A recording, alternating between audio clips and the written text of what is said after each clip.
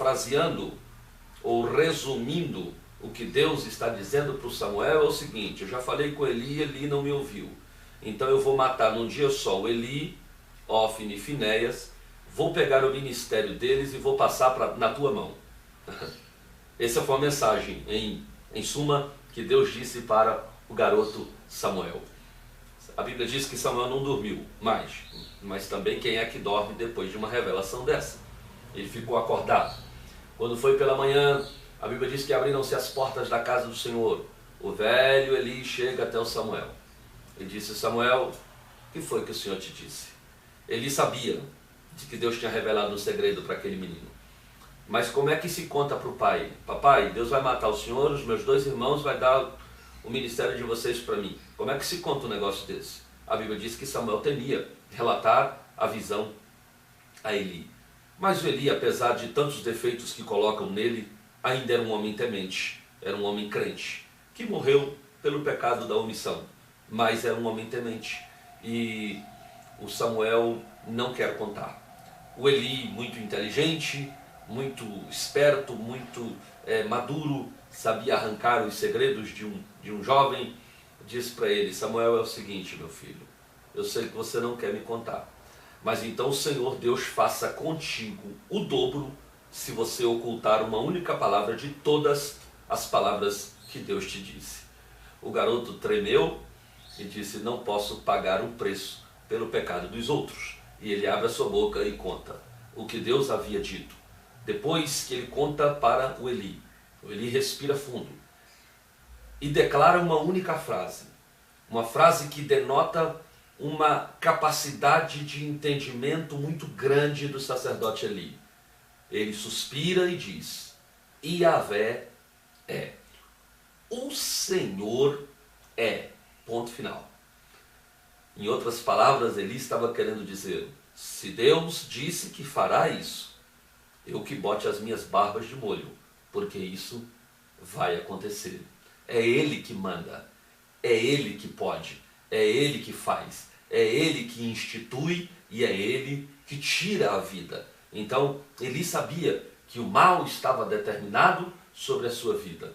A Bíblia diz que o Samuel, a partir daquele momento, começou a ser usado por Deus. E o ministério de Samuel foi se tornando afamado. A Bíblia diz que desde Dan até Berseba, Samuel ficou confirmado como profeta do Senhor. Então, das 3 governanças de Israel, Samuel havia tomado posse de uma. Ele era profeta. Profeta confirmado. Quando a Bíblia fala de Dan até Berseba, está falando dos extremos do reino. Então Samuel não era confirmado como profeta do Senhor somente em Siló. Ele era confirmado como profeta do Senhor desde Dan até Berseba. De uma ponta a outra, o ministério era confirmado como profeta de Deus. Muitas pessoas têm ministério confirmado num lugar, mas não têm ministério confirmado em outro lugar. Tem pessoas que têm ministério confirmado na igreja, mas não têm ministério confirmado na faculdade ou no escritório ou assim sucessivamente. Mas precisamos ter o ministério confirmado por onde quer que andemos, para que sejamos profetas irrepreensíveis e conhecidos como homens de Deus e como mulheres de Deus. Samuel, das 3 governanças de Israel, ele assume a primeira. Ele é profeta do Senhor, Israel inteiro sabe disso. Agora, lá na frente se cumpre a profecia de Deus. Os filisteus lutam contra Israel e perdem a primeira batalha. Na segunda batalha, eles resolvem então buscar a arca. Ofni e Finéias, mesmo vivendo uma vida de pecado, resolvem levar a arca para o arraial, para dar um up para o exército, ou para mostrar para o exército de que Deus estava com eles, a presença física de Deus através da arca estava com eles, e que era uma garantia de vitória na cabeça deles. Só que a presença de Deus na mão de sacerdotes impecados e no meio de um povo descomprometido, ela não opera absolutamente nenhum milagre. Não adianta andar com a presença de Deus se estivermos irmanados com o pecado e com a iniquidade. Ela não funcionará nas nossas vidas. Isso acontece Os filisteus roubam a arca do Senhor e levam embora. Matam Ófine e Finéias naquela mesma batalha. A notícia da morte dos dois sacerdotes chegam até Eli. A Bíblia diz que Eli já estava velho, gordo, sentado numa cadeira, quando houve as duas notícias de que os seus dois filhos tinham morrido e a arca do Senhor fora tomada. A notícia daquelas 3 percas importantíssimas fizeram com que ele se assustasse, virasse para trás, caísse da cadeira, quebrou o pescoço e morreu.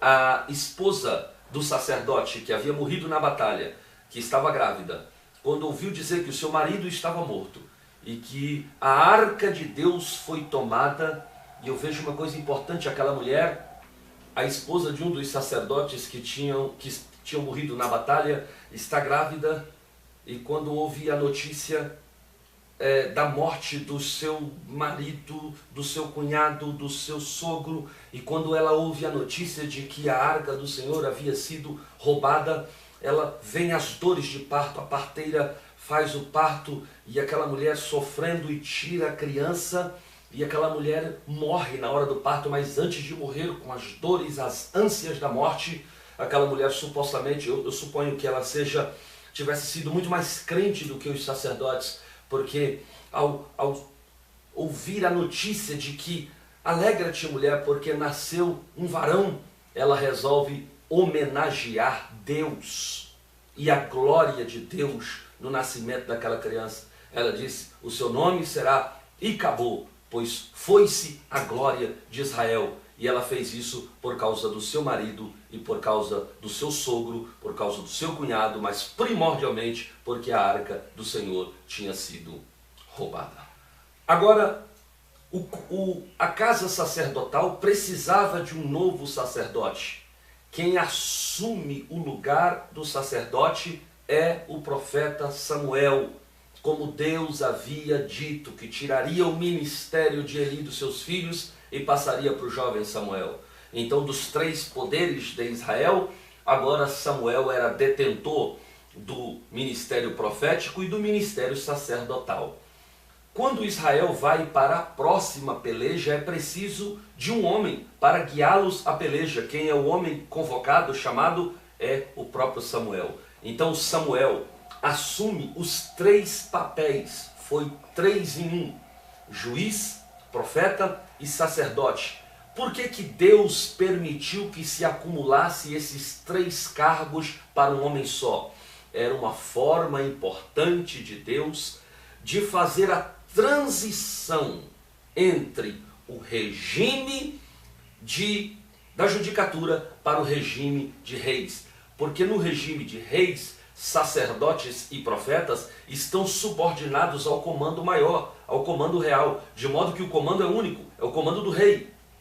Então, Deus precisava, de certa forma, ir acostumando Israel com esse novo modelo, com essa nova estrutura governamental para a nação de Israel. E como Deus faz isso, unindo esses 3 poderes num homem só, e coloca o Samuel para ser profeta, juiz e sacerdote na terra de Israel. Quando isso acontece, começa-se então um período de muita austeridade espiritual, um período de muita nobreza espiritual, um período de proximidade com Deus muito grande. Afinal de contas, as pessoas não podiam desagradar o seu juiz, as pessoas não podiam desagradar o seu sacerdote, porque era o mesmo, e as pessoas não podiam desagradar o profeta, que era o mesmo.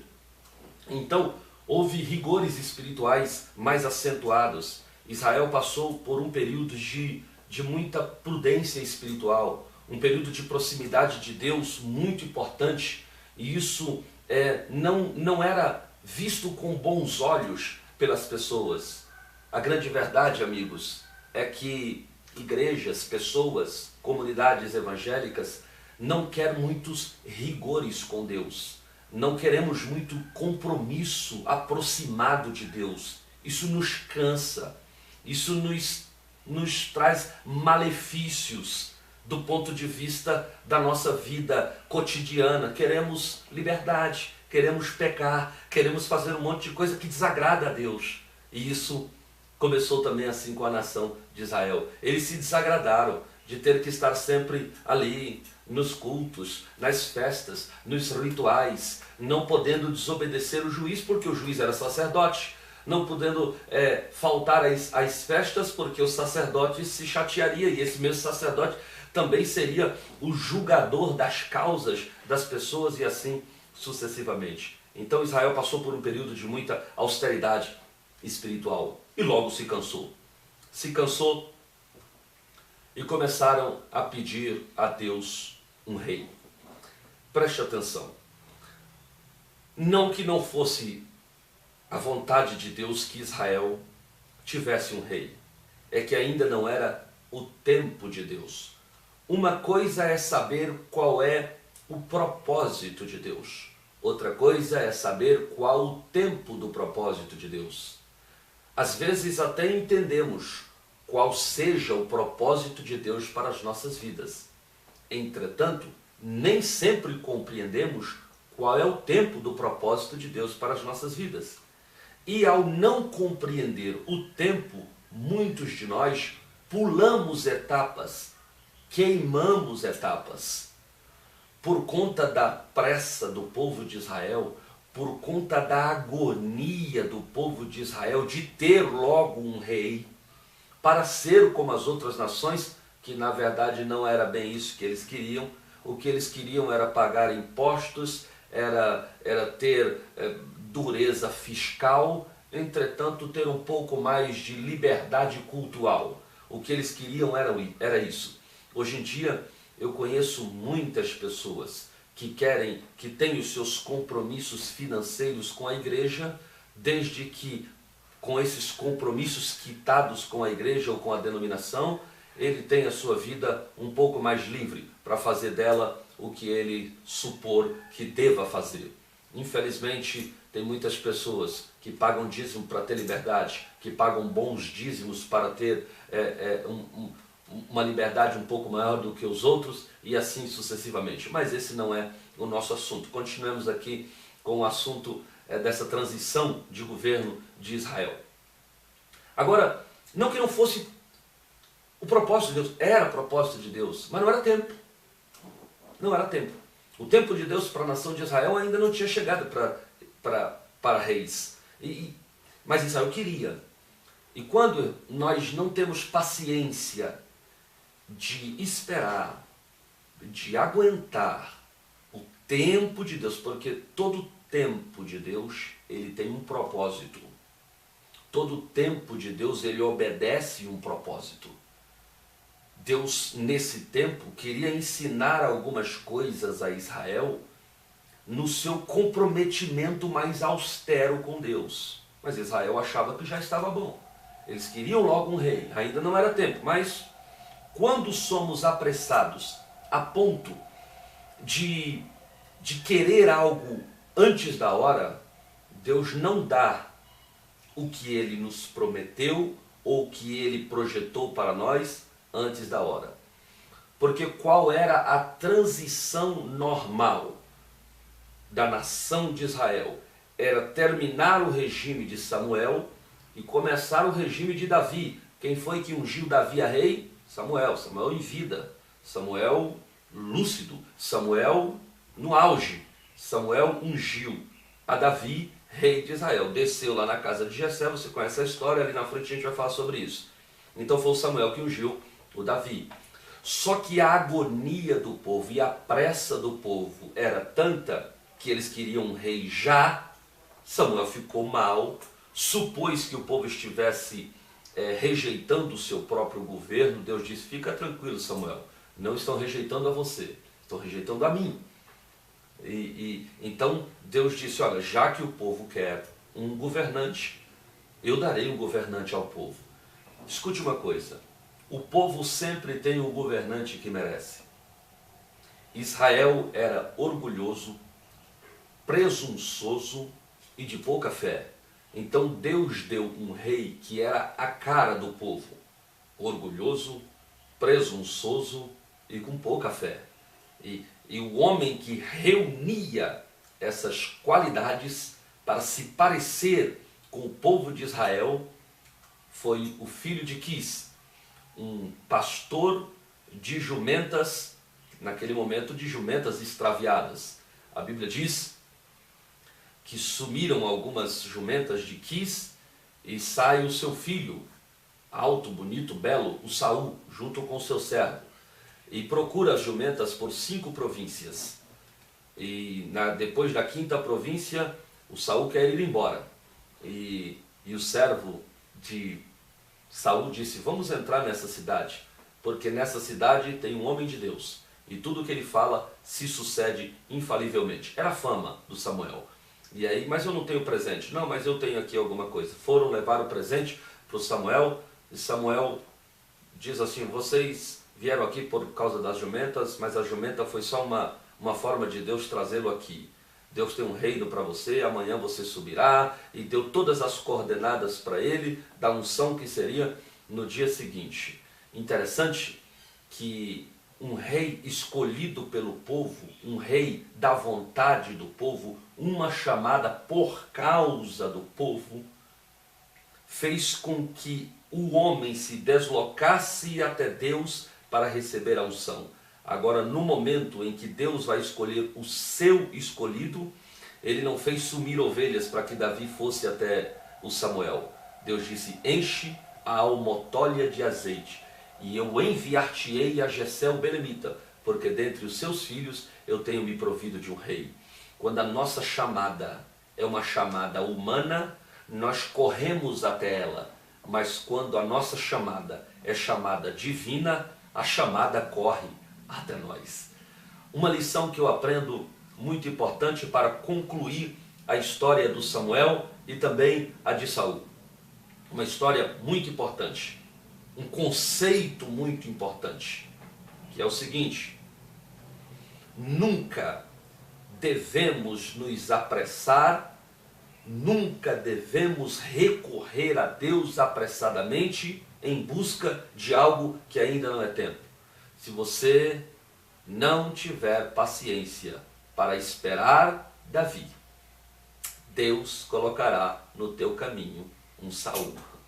Se não tivermos paciência de esperar o desejado, o aprovado por Deus, Deus vai até te dar, mas não é um desejado e aprovado por Deus.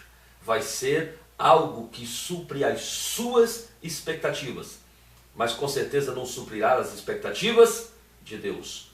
O Saul começou bem e logo, muito logo, terminou mal. Às vezes nós nos apressamos para fazer com que as coisas de Deus se cumpram logo na nossa vida, e nos apressamos. E na nossa pressa, parece que as coisas vão bem a princípio, mas o futuro nos traz péssimas escolhas e péssimos resultados. Portanto, o melhor a fazer é esperar no Senhor. Saul não esperou, era apressado, e por causa da sua pressa ali na frente, você conhece a história, ele não espera o Samuel para começar o sacrifício, e quer tomar o poder sacerdotal para ele, naquele sacrifício que ele inicia. E Deus rejeita o Saul. E Saul passa boa parte do seu reinado endemoniado, perturbado no trono de Israel. Enquanto ele está perturbado no trono de Israel, Deus já tem preparado o grande rei de Israel, o homem que mudaria a história, o eixo político de Israel até os dias de hoje. É o grande ícone da nação de Israel, que é o rei Davi, que será o tema da nossa próxima aula. Deus abençoe a sua vida, em nome de Jesus.